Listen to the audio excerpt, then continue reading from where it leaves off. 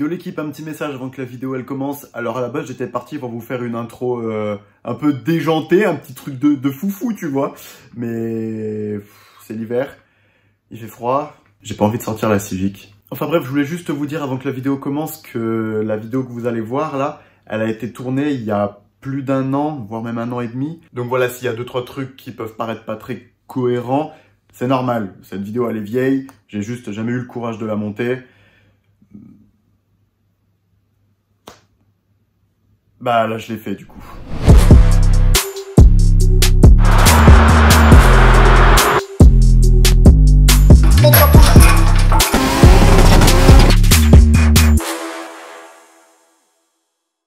Yo tout le monde et bienvenue à la Terpenterie. Alors avant quoi que ce soit, non, ce n'est pas un titre putaclic. J'aimerais bien vous dire oui, mais non, c'est la triste vérité. Et aussi, avant que vous râlez en me disant oui, mais moi il y a bien longtemps que j'aurais arrêté les frais, nani nana. Bien évidemment, quand j'ai acheté cette voiture, je ne m'attendais pas à une telle somme au bout du compte. Et là, je vais vous raconter tout ce qui s'est passé. C'est quelque chose qui s'est fait sur 4 ans quand même. Enfin voilà, vraiment, si je vous fais cette vidéo aujourd'hui, c'est que je veux vraiment vous prévenir et vous alerter sur différentes choses. Parce que ce qui m'est arrivé, je le souhaite vraiment à personne. Enfin, c'est pas quelque chose dont je suis fier.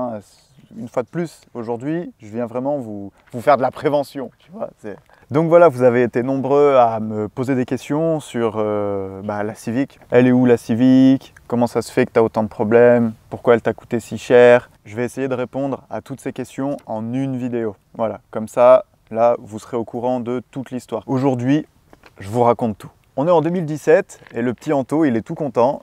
Il vient de finir ses études, il vient d'avoir son premier appart, il va s'installer avec sa chérie. Et à ce moment-là, Anto, il a une Accord, une Honda Accord. Donc vraiment la voiture de ministre, 2 litres 4 VTEC, voiture luxe, cuir chauffant électrique, GPS, tout ce que tu veux. Enfin bref, cette voiture, elle était géniale. Et je le dis encore aujourd'hui, c'est une des meilleures voitures que j'ai eues. Sauf qu'à l'époque, j'habitais encore chez papa et maman. Donc quand il y avait des réparations ou de l'entretien à faire, c'était pas très grave. Mais il faut savoir que sur ce genre de voiture, ça tombe très rarement en panne. Mais quand ça tombe en panne, la facture, elle est minimum à 4 chiffres. Voilà, j'ai commencé à me poser des questions. Putain, est-ce que je me reprendrais pas une petite Civic à l'ancienne? Un peu cet effet VTEC, là, un peu la niaque et tout.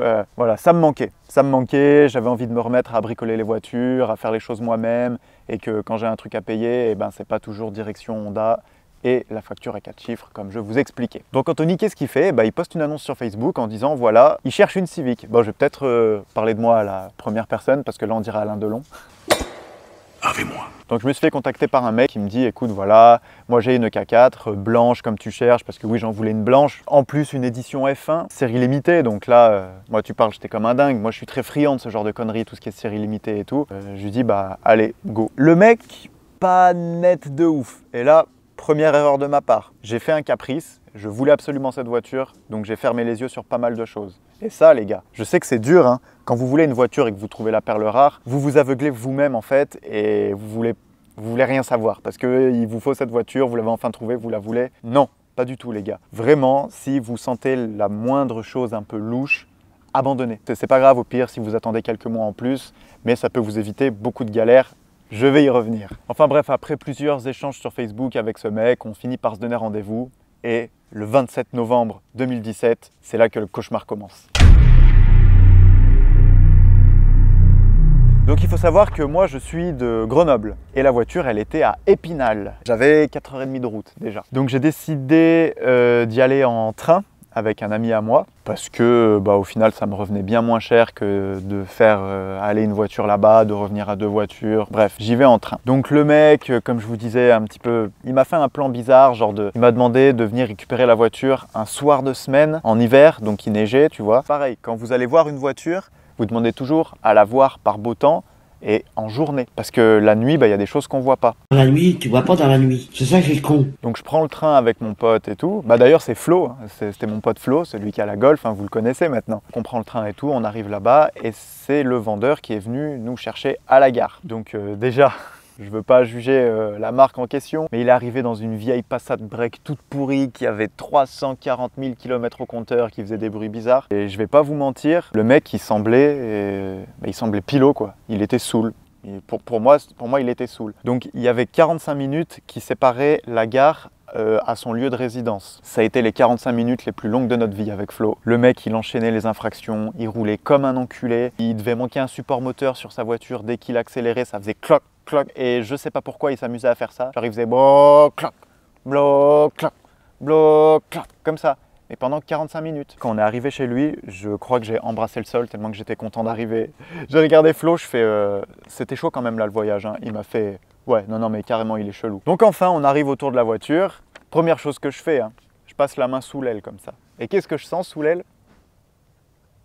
Ça gondolait de partout. Alors que le mec m'avait très explicitement précisé que la voiture n'avait pas un pet de rouille. Et je cite: ah mais moi j'ai arrêté les Honda rouillés. Peut-être je vous mettrai un screenshot quelque part par là d'ailleurs. Je lui dis bah écoute, là l'aile elle est toute condolée, elle est rouillée. Et alors là le mec il commence à me répondre ouais mais je t'avais dit que j'avais fait 2-3 retouches et tout. Il m'avait jamais dit ça, hein. Mais bon, passons. De toute façon je suis là, une Civic rouillée, c'est pas une surprise. On ouvre le capot, le moteur qui tourne, on entend clac clac clac clac clac clac. Je dis c'est quoi ce bruit? Ah mais ça t'inquiète, c'est la pompe de direction assistée. Je dis ouais mais tu vois ça une fois de plus tu me l'avais pas dit. Donc là tu me dis qu'il y a encore une pompe de direction assistée à changer. T'es sûr que c'est pas les coussinets ou quoi hein? C'est bien la pompe? Ouais c'est bien ça. Bon au final à l'avenir il s'est avéré que c'était bel et bien la pompe. Mais il m'en a repassé une. Donc il est allé me chercher une pompe au fin fond de son garage, un machin tout rouillé. Il me dit bon bah allez je te donne une pompe quand même.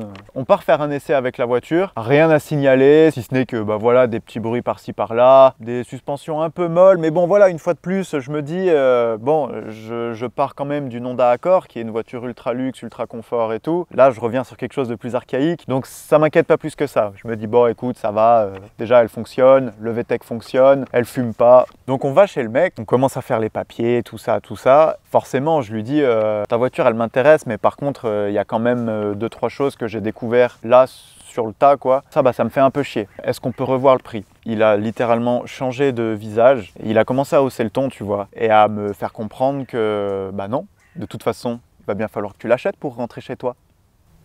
Pas un fils de pute, sérieux. Et si tu veux, bon bah voilà, le mec il était assez costaud, tu vois, je vais pas te mentir. Et c'est pas moi avec mes petits bras et avec les petits bras de Flo qu'on allait faire grand chose. Flo, avec tout le respect que je te dois, bien sûr. Donc bah qu'est-ce qu'on a fait? On a fait, ben ok, où est-ce qu'on signe? Donc j'ai signé, je suis reparti avec la voiture.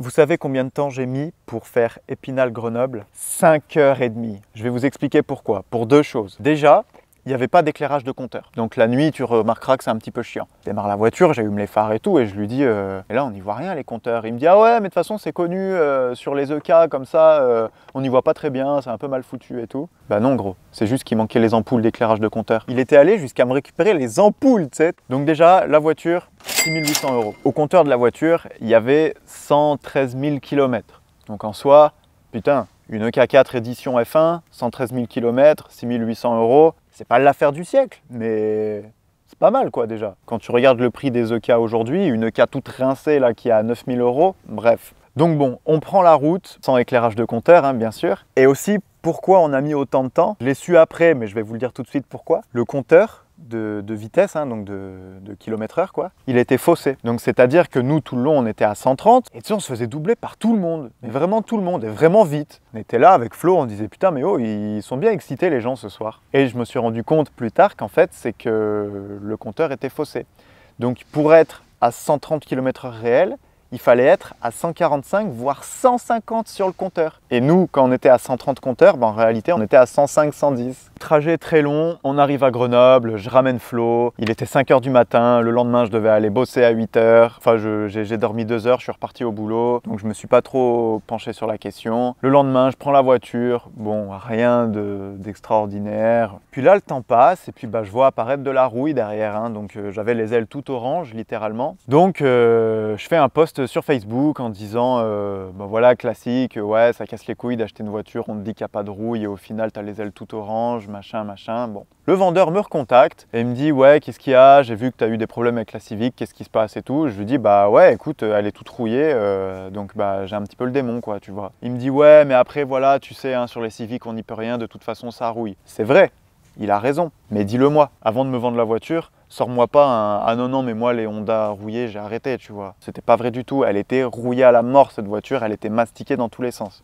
J'essaye un petit peu de calmer le jeu parce que, une fois de plus, hein, le ton commençait à à monter. Et je lui dis écoute, oui, bah de toute façon, voilà, la Civic elle est rouillée, machin. Mais à côté de ça, elle fonctionne plutôt bien. Tant pis pour moi. Le temps passe, le temps passe, le temps passe. Je me rends compte que la voiture, elle freine pas bien, que les suspensions sont vraiment molles. La voiture, elle faisait effet serpent. Je sais pas si vous voyez, genre quand on tourne le volant, on a l'impression que l'arrière, il arrive après l'avant. Enfin, c'est bizarre, genre vraiment suspension molle, c'est pas sain quoi. Donc je l'amène chez un ami à moi qui était contrôleur technique, on la met sur le pont et il contrôle tout. Et il me dit mais là ton châssis, il est tout mort. Ton châssis et ton freinage, c'est tout mort. Je ressors le contrôle technique de la voiture, je vois défaut mineur de freinage. Je dis bon bah oui allez, pour le défaut de freinage, c'était marqué. Même si c'était marqué que mineur sur le contrôle technique, c'était marqué. Sauf que c'était pas marqué défaut de suspension critique, tu vois. Les 4 amortisseurs, ils étaient morts. Mais je me dis, bon allez, je mets ça sur le dos des aléas du marché de l'occasion, quoi, une fois de plus. Et entre-temps, je me décide à me remettre sur YouTube. Donc là, ça a été le début de la terpenterie, hein, comme vous connaissez tous. Et je sors la fameuse vidéo EK4F1, New Car, New Project. Et c'est à partir de cette vidéo que quelqu'un m'a contacté qui se prétendait l'ancien propriétaire de la voiture. Donc celui qui a vendu la voiture à celui qui me l'a vendue à moi. Donc on commence à discuter et tout. Mais attends, mais toi, elle avait combien de kilomètres quand tu l'as achetée? 113 000, pourquoi? Là, il y a eu un blanc et il me dit « Ah ». Là, je commence à m'inquiéter. Je lui dis « Comment ça, ah ?» Il me dit « Bah, moi, quand je l'ai vendue, elle en avait 200 000, quoi. » J'ai dit « Ah ». Il me dit « Oui, ah ». Ça faisait beaucoup de « Ah ». Ah! Avant d'attaquer celui qui me l'a vendu, je lui demande quand même un peu des preuves et tout. Je lui dis bah vas-y, sors-moi des papiers et tout, comme ça s'il faut faire des procédures en justice, au moins j'ai de quoi affirmer ce que je dis. Le mec il m'a envoyé une attestation de vente, un contrat de vente. Oui, l'attestation parce que la voiture elle vient de Suisse. D'ailleurs, ça faudra en parler aussi. Que voilà, c'est pas les mêmes papiers et tout. Et ce qui est bien, c'est que sur les papiers suisses, ils sont obligés d'écrire le kilométrage de la voiture, contrairement aux papiers français. En soi, sur les papiers français, on peut le marquer, mais c'est pas obligatoire. Bien que si maintenant sur la NTS, tu es obligé de marquer le kilométrage de la voiture en fait. Donc c'est pas obligatoire sur le papier, mais c'est obligatoire numériquement. Et j'y viens. Donc le mec me sort tout ça, et le mec me sort même une photo de celui qui me l'a vendu en train de charger la voiture sur un camion plateau. Ce qui veut dire que quand le mec qui me l'a vendu l'a acheté, lui, elle était même pas roulante. Donc en fait, il a acheté une épave, il l'a rafistolée avec des pièces qui traînaient au fond du jardin, tu vois, et après il me l'a vendue. Et il s'est fait un bénéfice, accrochez-vous bien, hein, de 4 800 €. Il a acheté la voiture 2 000 € en Suisse, il me l'a revendue 6 800 €.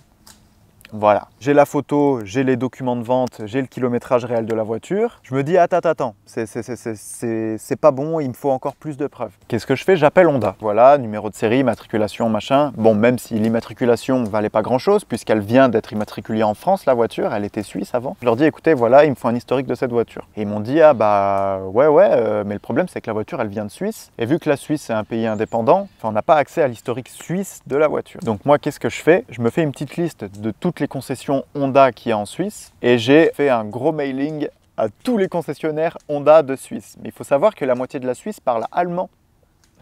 Donc j'ai dû apprendre l'allemand, hein, forcément. Non, enfin voilà, du coup j'ai dû faire des mails en français et en allemand pour enfin avoir un historique. Et là, Dieu merci, il y a un concessionnaire qui m'a contacté et qui m'a sorti une pile comme ça d'historique de cette voiture. Parce qu'avant lui, c'est une voiture qui a été très bien entretenue, toujours chez Honda. Et là, quand je vois l'historique de la voiture, je prends peur. Déjà, ça faisait depuis 2013 que la voiture n'avait pas vu un garage Honda. Bon, ça, à la rigueur, Honda, c'est très cher, c'est des choses que je peux comprendre aussi, tu vois. Et surtout que sur la dernière facture de 2013, c'était marqué, en gros, révision des 127 000 km.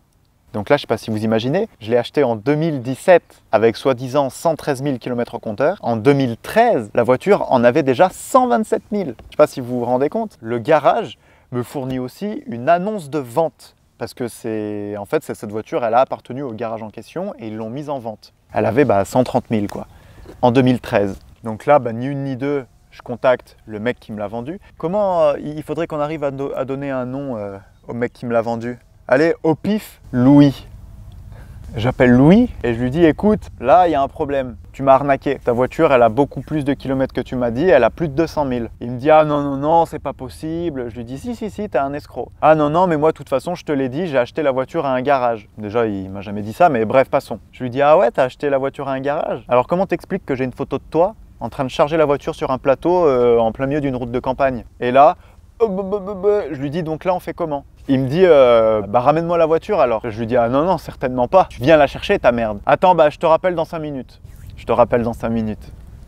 Donc vous imaginez bien qu'à partir de là, j'ai plus jamais eu de nouvelles de ce mec. Et c'est là que la justice va rentrer en jeu. Avant de faire appel à des avocats et tout, je me renseigne de mon côté. Je réunis un petit peu des documents prouvant qu'il a tort. Et là, bah, je rédige un premier courrier recommandé à notre très cher Louis. Donc un courrier recommandé dans lequel je lui dis « Écoute, c'est simple, soit tu viens récupérer ta merde et tu me rembourses dans l'intégralité, soit tu me rembourses dans l'intégralité. » Et non, c'était pas l'intégralité. J'avais demandé genre ouais au moins la moitié du prix. Je me rappelle plus ce que j'avais mis dans ce courrier. Mais enfin voilà, en gros, je lui avais proposé 2 solutions. Donc la première solution, c'était tu viens récupérer ta merde. Et la deuxième solution, c'était tu me rembourses la moitié du prix et je garde la voiture, forcément. Je vous cache pas que je voulais quand même garder la voiture, quoi, parce que j'avais trouvé ma perle rare. Même si c'était une merguez, c'était ma perle rare. Donc je lui fais un courrier recommandé, pas de réponse. Au bout de 15 jours, le courrier me revient. Donc il fait le mort, hein, donc il est même pas allé chercher son recommandé. Donc là, déjà le mec, amateur de risque, tu vois. Donc là, je me renseigne et tout, et je commence à aller voir une première avocate qui en a rien à foutre. Très clairement, hein, je vous le dis tout de suite, des histoires pour des voitures qui ont plus de 20 ans, les avocats, ils en ont rien à foutre. Surtout que c'est une voiture qui cote, allez, 5000 balles à l'Argus, même pas. Les avocats en ont rien à foutre. Donc qu'est-ce qu'elle me dit? Elle me dit, ah je vais lui envoyer un courrier recommandé. Là, je dis, ouais, mais je l'ai déjà fait, en fait, il ramasse pas son courrier. Enfin, il va pas l'ouvrir, ça sert à rien. Mais l'avocate, elle me dit, ouais, mais vous savez, des fois, quand il y a le cachet de l'avocat sur l'enveloppe, les mecs, ils font moins les malins. Je dis, bon, allez, envoyez-lui un courrier recommandé. 500 €. Et sans surprise, le courrier recommandé nous est revenu. Je commence à dire à mon avocate, bon là, il faut trouver une solution, il faut peut-être faire quelque chose, quoi, parce que vous voyez très bien qu'il ramasse pas son courrier. Et c'est pas moi qui vais remonter à Épinal pour aller lui donner en main propre, tu vois ce que je veux dire? Ah je sais pas. Et je dis, bon allez, c'est bon, laissez tomber, de toute façon, mon affaire, vous en avez rien à foutre, donc je me débrouille. Donc on ne s'est pas quitté en très bons termes avec l'avocate. Je suis allé voir une autre avocate, cette fois-ci beaucoup plus humaine, beaucoup plus route, tu vois, qui m'a dit ah non, mais de toute façon, là, t'emmerdes pas, commence pas à faire appel à des avocats et tout, ça va te coûter une fortune. Là, la meilleure chose que tu as à faire, c'est d'aller porter plainte en gendarmerie. Ça va du recours du pénal et non du judiciaire. Et le pénal, c'est gratuit. C'est gratuit d'aller déposer une plainte, donc fais ça. Je dis ah ok, super alors. Là, on arrive en septembre 2018 et je décide enfin d'aller porter plainte. Je prépare mon petit dossier et tout, avec tous mes courriers recommandés, comme quoi qui m'ont bien été retournés, papier de vente, le contrôle technique faussé, les conversations Facebook, tout. Donc j'arrive à la gendarmerie, je dépose ma plainte, et c'est seulement 2 semaines après que je reçois un coup de fil, un jour comme ça, un dimanche matin. Oui, bonjour, agent machin, de la gendarmerie d'Épinal, donc c'est juste pour vous dire que j'ai bien reçu votre plainte, j'ai mené ma petite enquête, et en effet, vous avez bel et bien été victime d'une arnaque. Nous, le mec, on le connaît. D'ailleurs, est-ce que vous avez essayé de re-rentrer en contact avec lui depuis? Je dis ouais, j'ai essayé de le contacter une fois quand je me suis rendu compte que je m'étais fait arnaquer. Donc là où je l'avais eu au téléphone et qui m'avait dit je te rappelle dans 5 minutes, hein, vous vous rappelez. Mais depuis, non, je dis aux gendarmes, non, j'ai pas eu de nouvelles. Et là il m'a dit surtout n'essayez pas de re-rentrer en contact avec lui, nous on le connaît, c'est une personne dangereuse. Je dis ah bon, c'est une personne dangereuse? Oui, donc n'essayez pas de le contacter, on s'en occupe. Et alors là, le gendarme qui me dit mais de toute façon moi vous inquiétez pas, je vais le faire péter ce mec, vous allez être remboursé, il n'y a pas de souci, je vous tiens au courant. Je lui dis ah bon, mais quand est-ce que... Il me dit là on va aller le choper. Je dis ah là, bon ok, j'attends de vos nouvelles alors. Donc vous comprendrez que suite à de telles paroles, je me suis empressé d'entamer des travaux de restauration sur la voiture. Et vas-y, de toute façon c'est pas moi qui vais payer, je vais être remboursé.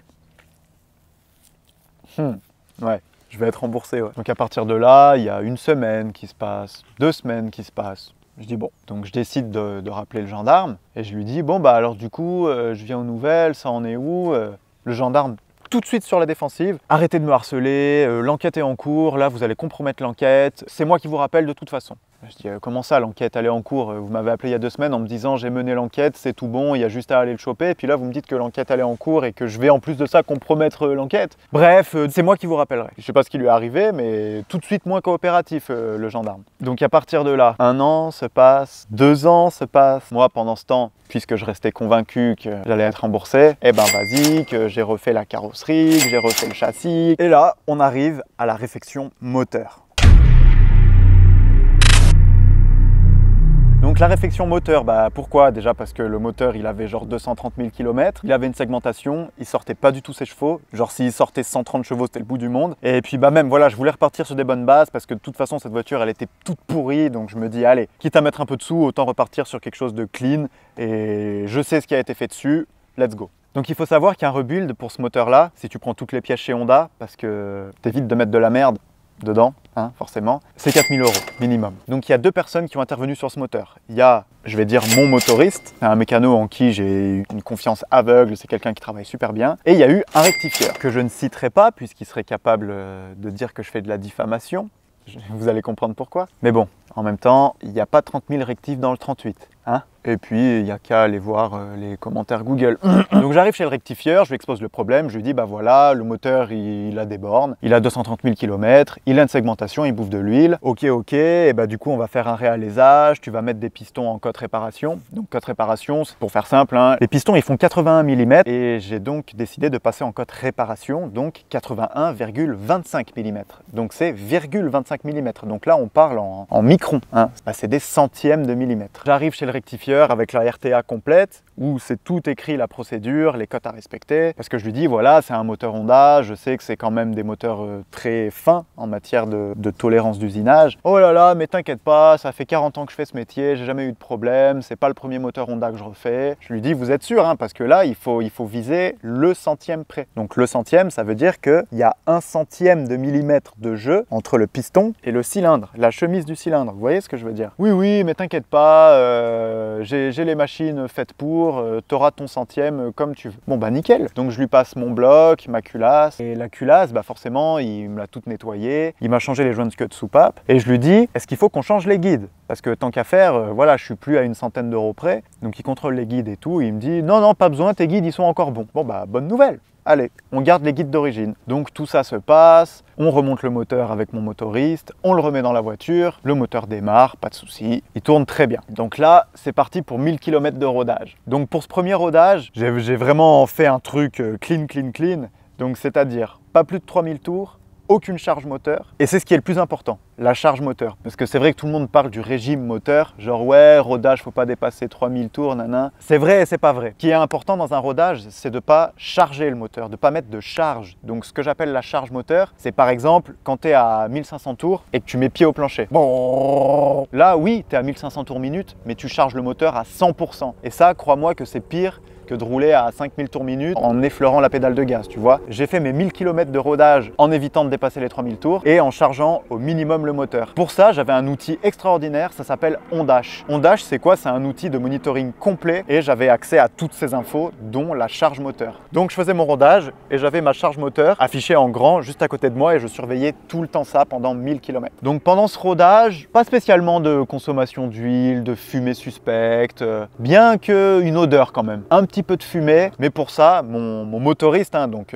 celui en qui j'ai confiance, m'a dit non mais de toute façon, elle va un peu fumer, elle va consommer un peu d'huile. C'est tout simplement parce que moi, quand j'ai remonté le moteur, bah, j'ai tartiné d'huile. Au premier démarrage, même sur les premiers kilomètres, si elle fume un peu, c'est normal, c'est qu'elle évacue l'huile que j'ai mis pour le remontage, quoi. Donc là, 1000 km, ça y est, je peux enfin lui mettre dans la gueule. Donc je commence à claquer 2-3 VTEC, quelques fumées, mais rien d'alertant, mais surtout une grosse consommation d'huile. Ça, c'est bizarre, quoi. Et surtout, un bruit de claquement dans le moteur. Vraiment, un bruit de claquement dans la culasse. Le moteur, on aurait dit un TDI tellement.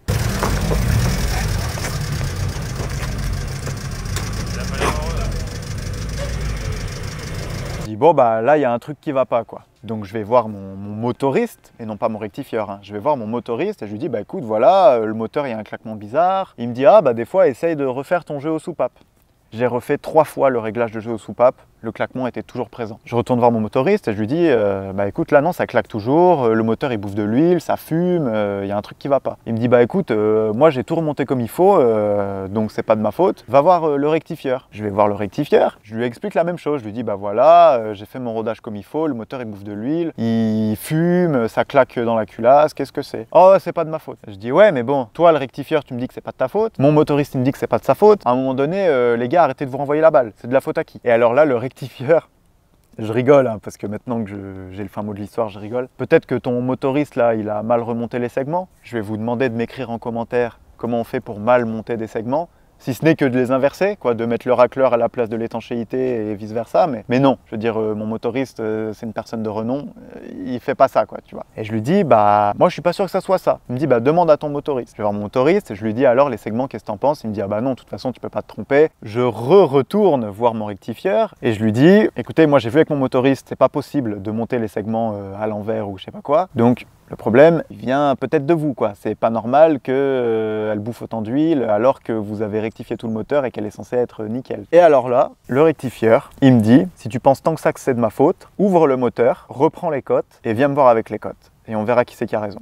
Moi, débile que je suis, je dis, bah ok, on va ouvrir le moteur, on va prendre les cotes et tu verras qui c'est qui a tort. Et là, il m'avait déjà niqué.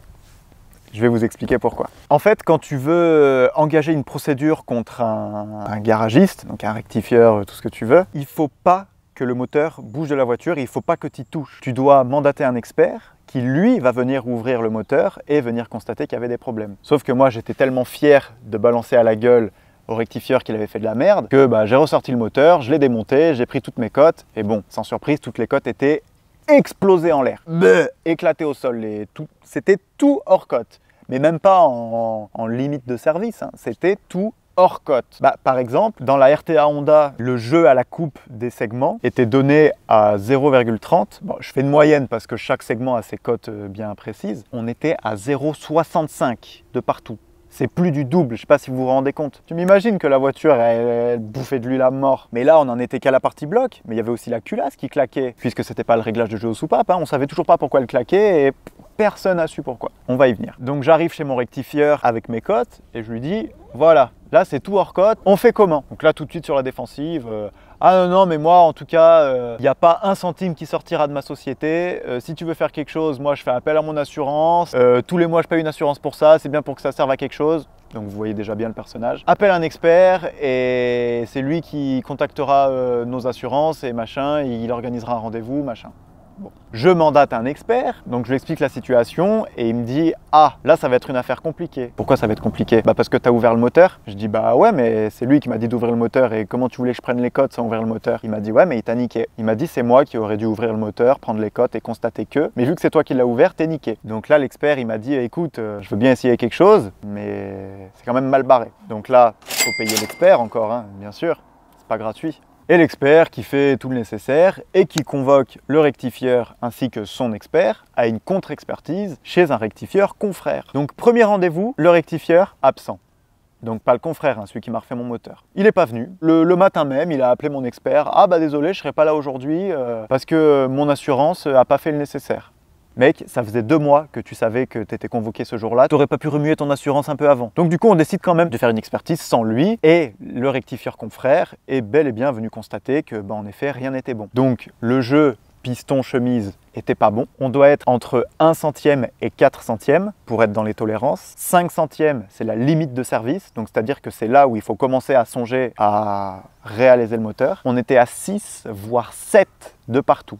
Après, c'est vrai qu'on était en hiver, il faisait froid, donc la dilatation du métal peut faire que à chaud, peut-être qu'on est à 5. Mais on reste quand même dans la limite de service, quoi. Mon expert qui me dit, écoute, là, de toute façon, les chiffres, ils sont flagrants, t'inquiète pas, tu vas être remboursé de toute façon. Oh, moi, trop bien, qu'est-ce que je fais? Je cours chez Honda et je demande à mon petit magasinier préféré, tu me fais un devis avec une réflexion moteur complète. Donc on avait encore un devis à 4 000 €, hein, 4 000, 4 500 €. Et on décide, par bonne conscience, de reconvoquer le rectifieur pour qu'il ait quand même son mot à dire. Grosse erreur de ma part! Putain, j'aurais dû me contenter du premier rendez-vous où il n'était pas là, parce que sur le courrier qu'on a envoyé pour le premier rendez-vous au rectifieur, c'était bien marqué, toute absence de votre part vous octroie le droit d'avoir votre mot à dire, en gros. Et j'aurais dû me contenter de ça. Mais non, putain, Anthony trop gentil, qu'est-ce qu'il a voulu faire? Il a voulu quand même faire en sorte que le rectifieur ait son mot à dire, et il a reconvoqué le rectifieur. Mon expert qui reconvoque le rectifieur pour une deuxième contre-expertise chez le rectifieur confrère. Et là, bah, le rectifieur, il a débarqué avec un expert qui sort de je ne sais où, tout de suite sur le défensive, pas bonjour, merci, au revoir s'il te plaît, ça il connaît pas, et qui tout de suite me prend de haut, et ouais, vous avez cette facture, vous avez cette facture. Moi je dis bah non, j'étais pas au courant qu'il fallait que j'amène tout ça. Ah bah oui, mais moi comment vous voulez que je travaille si j'ai pas les factures et tout, enfin bon, voilà, vraiment le mec pas cool. Et le mec ultra sûr de lui et tout, mon rectifieur pareil, tu sais, comme ça et tout. Mon rectifieur qui niait les faits hein, jusqu'au bout en me disant non, non, moi je t'ai jamais dit d'ouvrir ton moteur, et on reprend les cotes et tout, et même devant les chiffres, l'expert adverse et le rectifieur qui m'a refait le moteur niaient les faits. Ils niaient encore les faits, disant non, non, mais moi je suis bon. Je dis bah non, c'est pas bon là, tu vois bien que c'est pas bon. Il me dit bah si, mais après là il fait froid, machin, donc moi c'est bon, de ce que je vois, je suis à la limite de service. Donc je lui ai sorti le tableau hein, avec toutes les tolérances et il m'a dit non, mais c'est bon, je suis à la limite de service. Donc là déjà il y a un truc qui va pas dans sa phrase. C'est bon, je suis à la limite de service. C'est déjà trop tard en fait la limite de service. Et quand j'ai dit à mon rectifieur, ouais mais c'était pas 6 centièmes qu'il fallait avoir, c'était 1 centime. Il m'a regardé comme ça, il m'a dit non mais 1 centime, ton moteur il sert. Et il me dit ouais mais toi le tableau que tu me montres là c'est le moteur neuf sorti d'usine. Je dis oui, et si je te l'ai amené, c'est pour faire quoi? C'est quoi ton boulot? T'es usineur, t'es rectifieur, donc si je t'ai amené mon moteur, c'est pour retrouver ces fameuses codes d'origine. Lui, il disait « Ah non, non, non, mais c'est pas comme ça que ça marche, machin, machin. » Enfin bref, il m'a endormi. Donc là, je regarde mon expert, je dis « Bon, c'est quoi ce bordel là? Enfin, il est en train de nous niquer, quoi. » Et là, mon expert qui commence à parler chinois et qui me dit « Écoute, de toute façon, hein, voilà, comme je t'ai dit, tu as ouvert ton moteur. Donc là, à part se faire petit, on peut rien faire. » Et là, on parle que du bloc, parce que niveau culasse, il y avait toujours le bruit suspect et la grosse consommation d'huile. Et en effet, sur la culasse, les soupapes, elles faisaient comme ça dans les guides. Donc là, pour le coup, le rectifieur ne pouvait vraiment rien dire, hein, vraiment à la main, la soupape, elle faisait comme ça dans le guide. Donc on a trouvé un terrain d'entente avec le rectifieur et il me changeait les guides gratuitement, mais par contre, il me refaisait rien du tout sur tout le reste. Ah si, il me déglaçait le bloc. Donc moi, un peu dégoûté, je vais voir mon expert, je lui dis écoute, là ça me fait chier, au premier rendez-vous, on aurait pu avoir tout le moteur remboursé, et puis là on s'est fait endormir par son expert, là, qui nous prenait de haut, je sais pas quoi. Et mon expert qui me dit ouais mais bon, d'un côté, vu que tu avais déjà ouvert le moteur, c'est compliqué, même si tu voulais aller plus loin, ça serait mort. Donc voilà les gars, si vous faites refaire un moteur Honda, déjà c'est pas possible, hein. Il y a genre 3 personnes en France qui savent refaire des moteurs Honda. Et surtout, si vous avez le moindre problème suite à une réfection moteur, ne faites rien dessus. Vous ne l'ouvrez pas. Vous laissez la voiture au fond du jardin, vous appelez votre expert, vous dites à votre expert, viens voir, viens constater, et là, vous serez en position de force. Et c'est une chose que j'ai pas faite. Mais ça, c'est pas des choses qu'on apprend à l'école, vous voyez, donc c'est pas des choses que je pouvais deviner. Donc moi, j'ai fait toutes les conneries possibles qu'on peut faire. Donc bon, là, on arrive à la deuxième réfection moteur. Donc allez, 4 000 € encore. J'ai toujours pas de nouvelles des flics. On va quand même essayer de les rappeler. Donc là, on était en 2020, hein, 2 ans plus tard. Donc j'appelle la gendarmerie et je dis ouais, bah voilà, je voudrais avoir l'agent machin, il est au courant de mon affaire. Ah ok, ouais, bah c'est moi. Je lui dis ok, et du coup, ça en est où? Ah bah affaire classée sans suite, hein, mais ça fait un moment que c'est fini. Je dis comment ça, ça fait un moment que c'est fini? Ah bah oui, mais ça fait 2 ans que l'affaire elle est finie là. Bah affaire classée sans suite.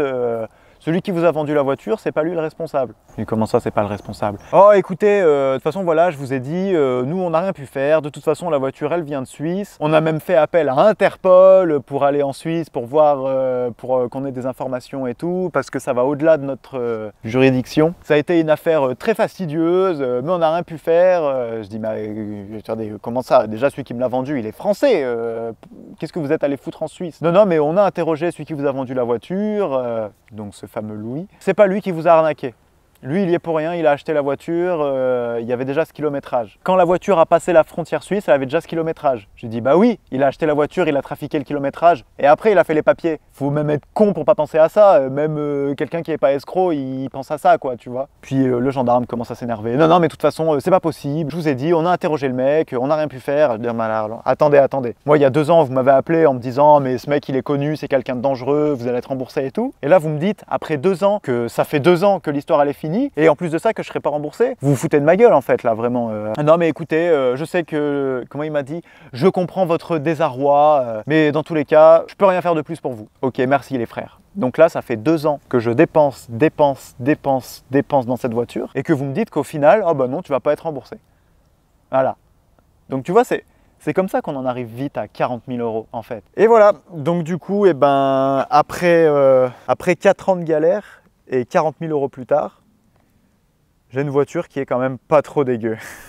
Donc là, je sais, vous allez me dire, mais oulala, mais moi, il y a bien longtemps que j'aurais arrêté les frais. Quand j'ai signé pour acheter cette voiture, si on m'avait dit, attention, elle va te coûter 40 000 € et tu seras jamais remboursé, bien évidemment que je l'aurais pas acheté. Là, ce que je viens de vous raconter, ça s'étale sur 4 ans. Et ça a été mauvaise surprise après mauvaise surprise. Entre le gendarme qui m'annonce mondes et merveilles, qui fait le cow-boy en me disant mais t'inquiète, moi je vais le choper, tu vas être remboursé. Le rectifieur, mais t'inquiète, moi les moteurs Honda, ça fait 40 ans que j'en fais, je connais, machin, et qu'au final, il connaît pas du tout, il est juste bon à refaire des moteurs de bus. Ce bâtard. Brr. Donc voilà, en fait, si je fais cette vidéo, c'est pas pour vous dire « Hey, regardez, j'ai mis 40 000 € dans ma voiture !» Parce que j'en suis pas du tout fier, hein, vraiment pas. Ça m'a ruiné la vie, hein, les gars, je vais pas vous mentir, ça m'a pourri la vie. Voilà, genre là, aujourd'hui, bah, je suis censé avoir 40 000 € en plus. Crois-moi que pour 40 000 €, tu peux t'en acheter des bagnoles. Hein. Ouais, bah pour 40 000 €, bah là, je roulerai avec la dernière Tipper, par exemple, tu vois. Cette vidéo, les gars, c'est vraiment pour vous dire, faites attention. Déjà, rien que à l'achat d'une voiture, faites gaffe. Comme je vous ai dit, vous sentez pas le mec, tant pis, ça attendra la prochaine. Je sais que c'est dur parce que des fois, surtout sur les séries limitées, on se dit putain, il faut pas que je la loupe et tout. Il vaut mieux que vous loupez une série limitée plutôt qu'une voiture vous coûte 40 000 € en 4 ans. Si vous achetez la voiture quand même, que vous vous rendez compte qu'il y a des problèmes, que vous voulez aller porter plainte, ne vous fiez pas à ce que vous dit la gendarmerie, la police, tout ce que vous voulez. Ne vous fiez pas à ça tant que vous n'avez pas le verdict, tant que vous n'avez pas le papier qui dit tu vas être remboursé tel jour, telle heure. Quand vous faites appel à un rectifieur pour refaire un moteur Honda, ne le faites pas. Personne ne sait refaire des moteurs Honda en France. Enfin, personne ne sait les refaire comme il faut. Si, il doit y avoir 3 personnes en France, des personnes passionnées qui savent les refaire. Si, malgré tout, vous voulez refaire faire votre moteur chez un rectifieur et que vous vous rendez compte qu'il y a des problèmes, ne touchez pas au moteur, ne touchez pas à la voiture, ne faites plus 1 km. Contactez un expert et c'est l'expert qui fera ce qu'il faut sur le moteur pour prouver que faites appel à des professionnels avant de mettre les mains, vous, dedans. Gardez toutes les factures. Enfin voilà, vraiment les gars, c'est important parce qu'après vous serez dans la même merde que moi. Je sais, c'est pas facile des fois de passer à côté de quelque chose que vous pensez être une bonne occasion. Faites pas des caprices, ressaisissez-vous, ne vous laissez pas aveugler par l'impatience, par votre caprice. Hein. Donc voilà, en tout cas, si vous avez la moindre question sur toute cette histoire, n'hésitez pas à mettre un commentaire, n'hésitez pas à mettre un pouce en l'air et à vous abonner à la chaîne, c'est la meilleure façon que vous avez de me soutenir. Et nous, on se retrouve très vite dans une prochaine vidéo. Ta-na-na-na-na-na.